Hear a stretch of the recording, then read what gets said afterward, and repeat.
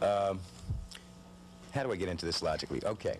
The good things about this job you know about, because I've been telling you about it. You get paid to meet interesting people and all the rest of it. The bad thing that was happening to me was I was beginning to see the world in 8 and 10 and 12-minute segments. And I could not separate my life from the show. And if like an aunt called up and said, I'm sick, I say, good, that's worth 6 minutes. Your grandmother died, 4 minutes, terrific. And I could not relate anymore as a person. It was getting me very worried.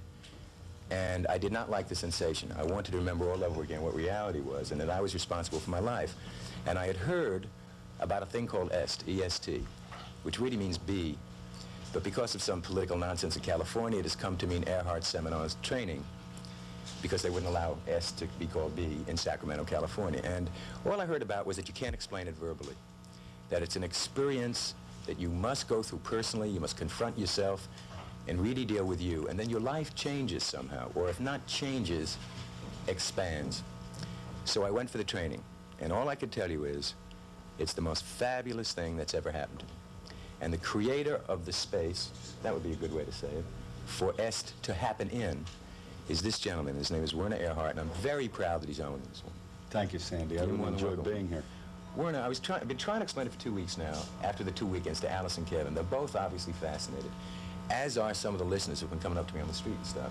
How the hell do I explain EST, or can I? Well, yes, I think there's a lot of ways of explaining it, and they're all unfortunately inadequate in that they don't ultimately explain it. What they ultimately do is to give you a concept about it, and that isn't really it. As you know, it's experiential rather than conceptual. So we can explain it, but that doesn't explain it. Right. What do you say in your training that would cause a person, as Kevin used the word, not to be a victim of their culture? Alice, it's not what we say in the training which a person would operate from. It's their own personal experience that they would operate from.